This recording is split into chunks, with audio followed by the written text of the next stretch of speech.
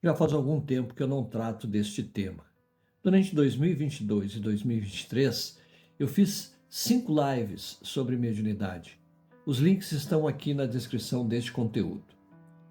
Apesar do tema não ser novo, ele sempre será pertinente, pois cada vez mais e mais pessoas vão descobrindo as suas faculdades, ou digamos sensibilidades, sem dominar o que acontece em torno de si mesmas.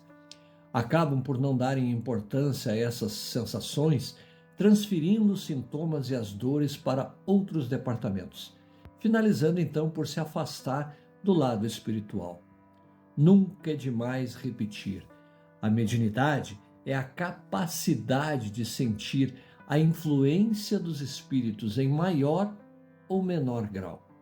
É uma faculdade inerente ao ser humano, mas nem todos a desenvolvem ou trabalham adequadamente no assunto. Algumas pessoas passam a vida sem que isso seja um empecilho ou que provoque alguma situação diferente. No mundo moderno, isso se mostra pouco provável, pois com tanta informação a circular nas pessoas, o tema acaba sendo oferecido por alguma mídia, pela família, pelas amizades ou mesmo pelas redes sociais. O desenvolvimento ele é necessário para que as pessoas possam ter equilíbrio em suas vidas, notadamente no âmbito espiritual. Não prestar atenção nisso pode ocasionar uma série de distúrbios que comprometem a saúde, principalmente a mental. É sobre esses sintomas e situações que eu quero conversar com você hoje. O meu nome é Marco Lewis, seja muito bem-vindo.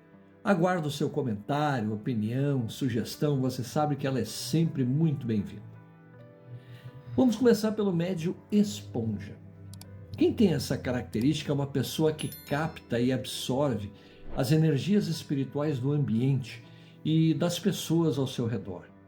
Normalmente ficam registradas e evidenciadas as sensações ruins, mas alguém que absorve energias que estão ao redor precisa saber que também vai assimilar energias boas. Então a primeira dica, o primeiro conselho é não se fazer de vítima, ok? Mas vamos lá, vamos explorar as coisas ruins. Aqui temos os desconfortos físicos, emocionais, as dores de cabeça, o cansaço inexplicável, a melancolia ou aquela tristeza com pensamentos negativos que surgem de forma repentina. Uma observação importante: antes de evoluir qualquer abordagem extrafísica, o conselho é procurar um médico, um psicólogo ou psiquiatra e afins. Primeiro é necessário avaliar se não há um distúrbio físico, e o acompanhamento científico é muito importante. Tem gente que negligencia esse passo e aí a vida acaba num tumulto só. Bom, na busca para reequilibrar as suas próprias energias e adquirir proteções contra as influências negativas, a pessoa precisa desenvolver um conhecimento dela mesma e parar de passar pano, ou seja, de enganar a si própria. Essas pessoas acabam por se retraírem, evitando os locais suspeitos, reduzindo a sua vida social e perdendo, consequentemente, a sua autoestima. Tudo passa a ser suspeito. E convenhamos, isso não é saudável e nem representa a vida como ela deve ser. É preciso trabalho duro de autoconhecimento, muito estudo e terapia. Por essas estradas surgem as orações, o reiki, o evangelho no lar, os banhos de erva, benzimentos, consultas com os guias espirituais e, por que não dizer, os passes. Isso para falar alguns exemplos. A lista é muito maior. Um médium esponja é o exemplo de que a sua faculdade pode ser usada para o bem, identificando energias densas em locais e pessoas. Perceba, isso é uma coisa boa. O que não é bom é a pessoa com essa faculdade ficar à mercê da sua própria sorte, sem identificar onde e como pode atuar para transformar isso para ela e para as outras pessoas. Além disso, o médium esponja ele é a síntese de todo o resto. Ele é a soma de todos os medos. Sabe por quê? Porque ele reclama. Reclama das dores, reclama das sensações, reclama do que não conhece. Isso acaba afastando as pessoas interessadas e provoca a criação de uma crença de que a mediunidade em si não é uma coisa boa. E isso vai crescendo. Se você tem dúvidas ou contribuições em relação a isso, eu peço que envie os seus comentários. Se tiver vontade de aprender um pouquinho mais, desenvolver, entender o que pode estar acontecendo com você, saiba que eu estou trabalhando neste material para identificar isso. E se eu puder ajudar de alguma forma, não hesite em contactar. Na descrição do vídeo você tem o link de outras páginas e de materiais nas quais eu trabalho. Instagram, no Facebook e até com o próprio Reiki. Bem, Médium Esponja é o top de linha, ou topo de gama, como se diz aqui em Portugal. Este é o top das situações de uma mediunidade não desenvolvida ou deseducada. Mas mesmo uma pessoa que não é médium esponja, ou seja, aquele que absorve as energias de tudo e de todos, também pode ter problemas específicos.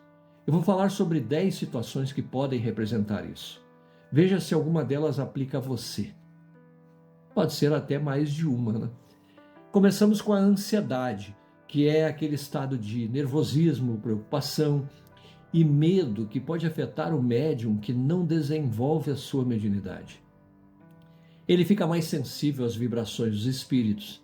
A ansiedade, então, pode causar taquicardia, sudorese, falta de ar, além de sintomas psicológicos, como insegurança, angústia e instabilidade. Lembre-se que tudo começa com a falta de conhecimento, o que vai gerar cobranças excessivas sobre si mesmo e dos outros, além de reduzir a confiança e a autoestima. Isso vai comprometer a saúde, a qualidade de vida, o rendimento profissional e os relacionamentos. E você já sabe, né? Por aí vai à frente. Outro item são as fobias, aqueles medos irracionais e excessivos de algo ou de alguma situação que causam pânico, ansiedade e a pessoa quer evitar as situações. Um médium que não se desenvolve pode ter fobias relacionadas à sua própria sensibilidade e então adquirir medo do escuro, de lugares fechados, de multidões, medo dos espíritos e que podem ter origem em traumas de vidas passadas, influências negativas, em falta do conhecimento e da própria confiança. Fobias limitam a vida das pessoas, impedindo-as de realizar atividades normais, de se relacionar com outras pessoas e até de buscar ajuda. Os distúrbios emocionais são alterações no humor, nos sentimentos e nas emoções que podem afetar o bem-estar, o comportamento e o desempenho do indivíduo.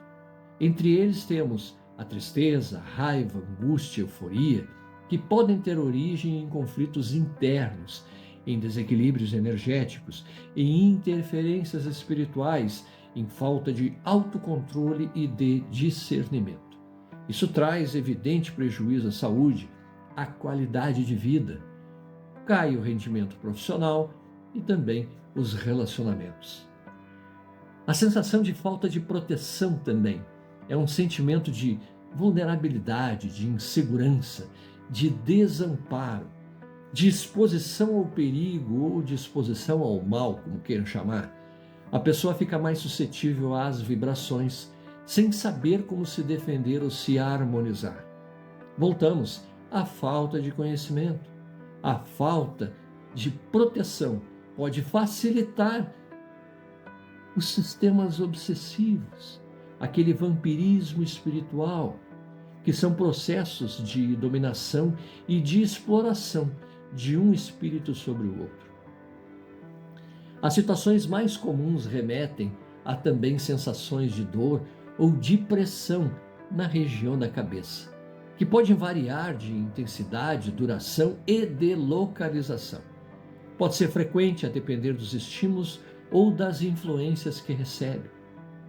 As dores costumam ofuscar, sobrecarregar e bloquear o centro energético frontal, o chakra frontal ou o terceiro olho. As dores de cabeça também têm origem na falta do desenvolvimento, do equilíbrio, da limpeza, da proteção e do uso adequado deste centro energético. Como consequência, ficam comprometidas a saúde, a concentração, a memória e o raciocínio. Passamos também pelo excesso de zelo ou excesso de controle, que são geradas aí por um cuidado ou rigor excessivo em relação a algo ou alguém. Por incrível que pareça, essa rigidez acaba por levar a falsas ideias, ilusões, fanatismo, orgulho, vaidade, mistificação ou fascinação. Ufa! Ficando então os fenômenos que fazem o médico se enganar ou ser enganado pelos espíritos, passando a acreditar em coisas que não são verdadeiras ou naquelas que não são boas. O excesso de zelo leva o médium a se afastar da realidade, da razão, da ética e da humildade.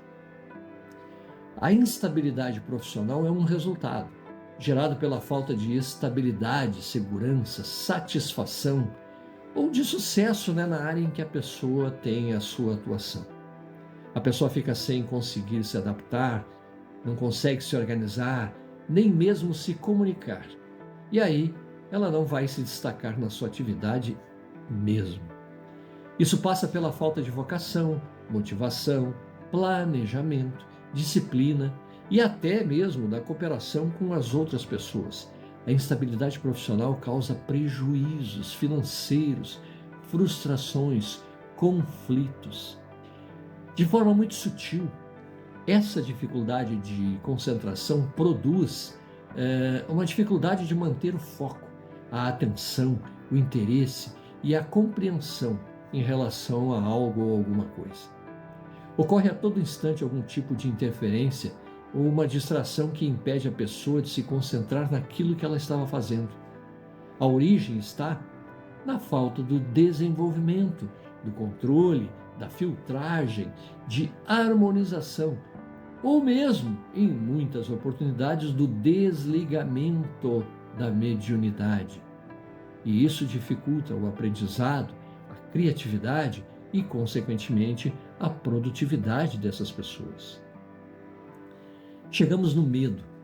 O medo é a emoção do temor, do receio, a plena insegurança, apreensão diante de algo ou de alguém que representa uma ameaça ou um perigo. Muitas vezes não há nem ameaça e nem perigo. Neste caso, o médium não sabe lidar com as manifestações, as influências ou as comunicações que ocorrem em sua vida. Não só as espirituais. Esse medo pode ter origem na falta de conhecimento, na falta de confiança, fé, coragem e até de amor. O medo paralisa, limita, bloqueia, reprime, impedindo o desenvolvimento e a livre expressão e a própria liberdade das pessoas. Por fim, nós temos a desconexão com a espiritualidade. E isso acontece. Essa falta de sintonia ou de harmonia com a realidade espiritual afasta a intuição, a fé e o amor. Isso faz com que a pessoa não saiba mais reconhecer, valorizar, cultivar ou até vivenciar a sua essência, a sua individualidade, aquela essência mais profunda, aquela essência mais elevada e sagrada de si mesmo. Acaba na falta de desenvolvimento, de educação, de prática, de disciplina e ética e até mesmo de caridade. A desconexão com a espiritualidade pode levar o médium a perder completamente a sua identidade, o seu propósito, o seu sentido e a missão de vida. Bem, eu acho que acabei dando aqui um panorama geral sobre o que significa uma mediunidade não desenvolvida. Mediunidade não é bem o que parece ser, não é mesmo? E como é que a gente soluciona isso? Essa resposta ela é muito individual, é muito íntima e pessoal. Primeiro, você tem que responder se o que você está fazendo faz sentido para você. Qual é o seu propósito? Como é que você se integra com o mundo? Qual a sua participação neste processo? Uma mediunidade ela pode ser desenvolvida a partir de trabalhos voluntários.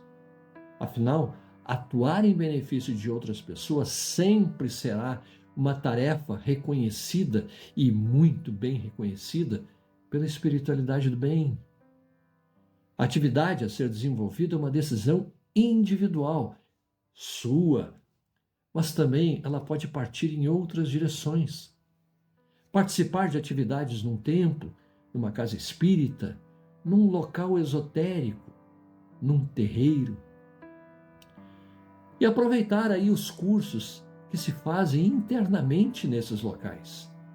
Cuidado apenas com aquilo que você vai aprender, se você vai ter que pagar pelo que está aprendendo e como você vai aplicar essas informações. Tudo isso tem que misturar e ver se faz sentido. Para isso, você tem que usar o seu discernimento, você tem que olhar as fontes confiáveis e mesmo quando receber indicação de livros, autores, cursos externos, pesquise muito, instrua-se, consulte pessoas, avalie os comentários e principalmente as críticas. Estude, isso é sempre, né? Estude muito. Não aceite as indicações por impulso. Não hesite em mudar de rota se a perspectiva não está te favorecendo. Mantenha uma disciplina firme e permanente. Tenha resiliência, pois os problemas eles vão surgir. E aí fica a pergunta: como é que fica você? Vai desistir no primeiro obstáculo? Meu nome é Marco Lewis, eu sou muito agradecido pela sua companhia. Eu peço que você não se esqueça de registrar o seu comentário, dê o seu like, siga o nosso canal e eu agradeço aqui do fundo do coração, deixando o meu muito obrigado, a minha gratidão e o convite para um próximo encontro. Um abraço.